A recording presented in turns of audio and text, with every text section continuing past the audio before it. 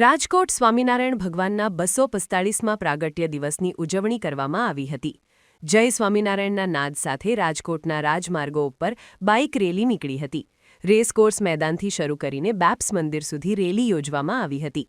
2000થી વધુ લોકો આ રેલીમાં જોડાઈ અને સ્વામિનારાયણ ભગવાનના પ્રાગટ્ય દિવસની ઉજવણી કરી હતી। ટ્રાફિક જાગૃતિ અભિયાન અને વ્યસન મુક્તિ અભિયાન પ્રત્યે જાગૃતિ અંગે રેલી યોજવામાં આવી હતી। જય સ્વામિનારાયણ। પૂર્ણ પુરુષોત્તમ ભગવાન સ્વામિનારાયણ જેઓનો આવતીકાલે ચૈત્ર સુદ નવમીએ 245મો પ્રાગટ્ય ઉત્સવ છે।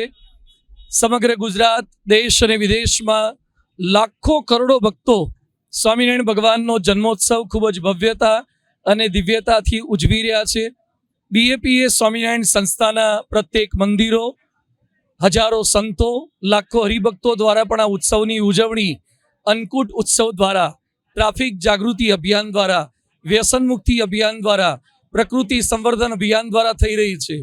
રાજકોટમાં 11 એપ્રિલથી 17 એપ્રિલ દરમિયાન માનવ ઉત્કર્ષ મહોત્સવ આવી રહ્યો છે, જેમાં હજારો ભક્તો ભાવિકો એકત્રિત થનાર છે અને ભગવાન સ્વામિનારાયણના આ જન્મ દિવસે તેઓનો સંદેશ શાકાહારી જીવન, હત્યામુક્ત ભારત, આત્મહત્યામુક્ત વિશ્વ, આ સંદેશો સમાચારને પ્રાપ્ત થાય તે હેતુથી આજે રેસકોર્સથી શરૂ કરી સમગ્ર રાજકોટના રાજમાર્ગો ઉપર 20 કિલોમીટર લાંબી બાઇક, સ્કૂટી, એક્ટિવ યાત્રા ગોઠવવામાં આવી છે, જેમાં ભગવાન સ્વામિનારાયણનો સંદેશ, સુખી જીવનનો સંદેશ, વિકસિત રાજકોટનો સંદેશ અને માનવ માત્ર સુખી થાય એ સંદેશ પ્લે કાર્ડ, ધજા, સાઇનબોર્ડ, રથ વિવિધ માધ્યમો દ્વારા આપવામાં આવી રહ્યો છે।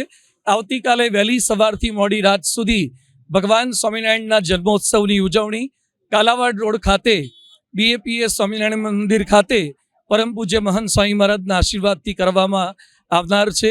પ્રાર્થના કરીએ છીએ ભગવાન સ્વામિનારાયણ, ભગવાન શ્રી રામચંદ્ર ભગવાનના જન્મોત્સવે સમગ્ર વિશ્વ સુખ, શાંતિ અને સુખની દિશામાં આગળ પ્રગતિ કરી શકે।